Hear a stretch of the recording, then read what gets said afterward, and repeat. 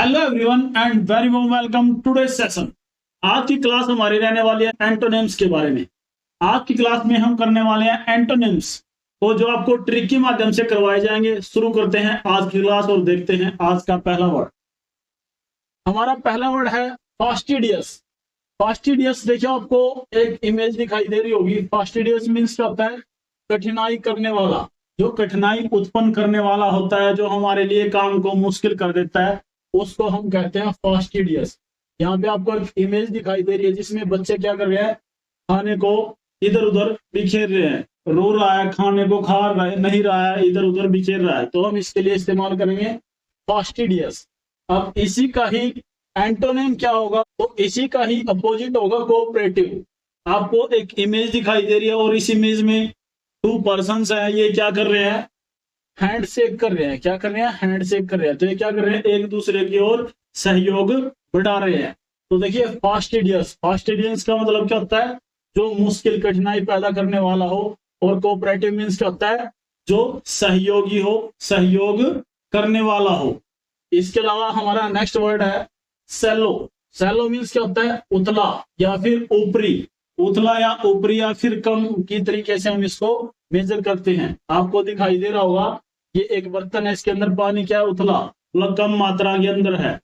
इसके अलावा जिसको अपोजिट होगा वो क्या होगा? डीप। डीप मीन्स क्या है? गहरा। आपको एक कुआं दिखाई दे रहा है और कुएं के अंदर पानी क्या है? गहराई में है। तो इस तरीके से हम इसको याद कर सकते हैं। इसके लिए हमारे पास एक ट्रिक की अप्रोच भी है। मेमोरी के अंदर याद करने की हमारे पास ट्रिक है। जो अकेला करे, जो अकेला काम करे फास्टिडियस, और जो साथ काम करे कोऑपरेटिव। तो देखिए फास्टिडियस, आपको ये इमेज याद रखनी है। इस इमेज में क्या दिखाया गया है? कि बच्चा है जो फास्टिडियस है, रो रहा है, काम को बढ़ा रहा है। और कोऑपरेटिव, ये बच्चा कैसा है? कोऑपरेटिव है। नेक्स्ट हमारी इमेज है जो सेलो। सेलो के लिए क्या है? एक बर्तन दिखाई दे रहा है जिसके अंदर पानी कम है। इसके अलावा यहाँ पे एक वेल कुआं दिखाई दे रहा है जिसके अंदर क्या है? डीप पानी है। अब देखो सैलो, सैलो मीन्स क्या होता है? पानी कम। डीप मीन्स क्या होता है? पानी ज्यादा।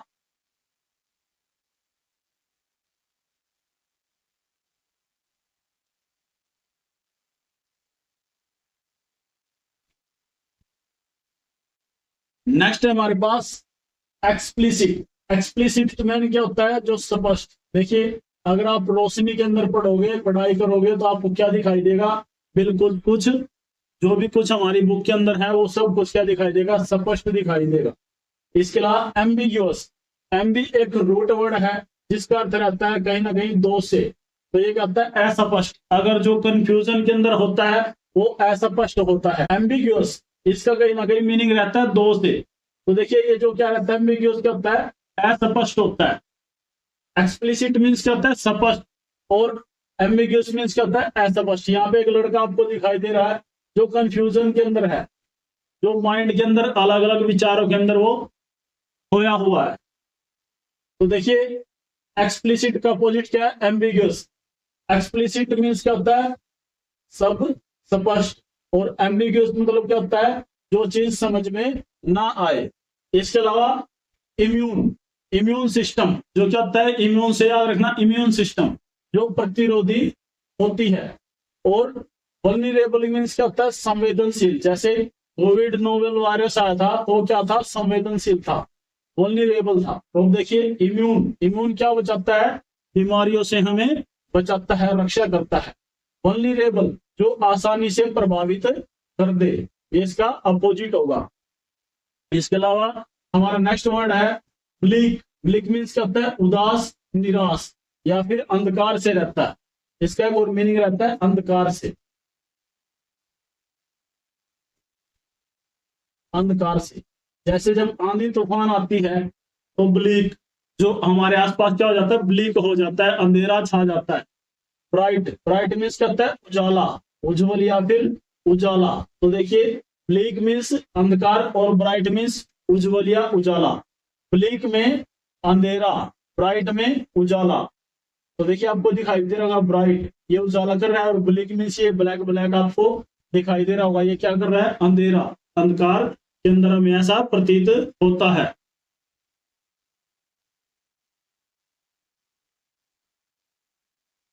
हमारे नेक्स्ट वर्ड्स है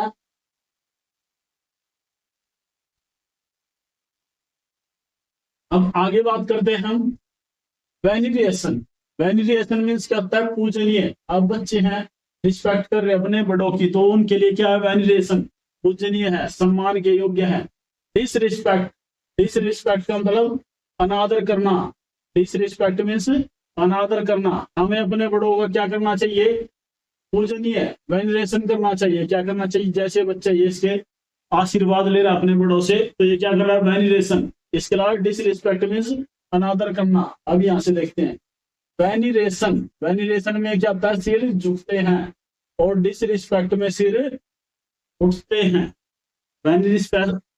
डिसरिस्पेक्ट में सर क्या करते हैं? उठते हैं। नेक्स्ट हमारे पास इंसोलेंट। इंसोलेंट का मतलब जो असभ्य उदंड बच्चा होता है उसके लिए हम इसका इस्तेमाल करते हैं, इंसोलेंट का। इसके अलावा ये इमेज आपको प्रतीत हो रही है कैसी? हम्बल, विनम्र, ये इसका अपोजिट होता है। तो अब देखिए इंसोलेंट मीन्स रूखा, हम्बल मीन्स नम्र स्वभाव का, सीधा साधा बच्चा जो रिस्पेक्ट करे,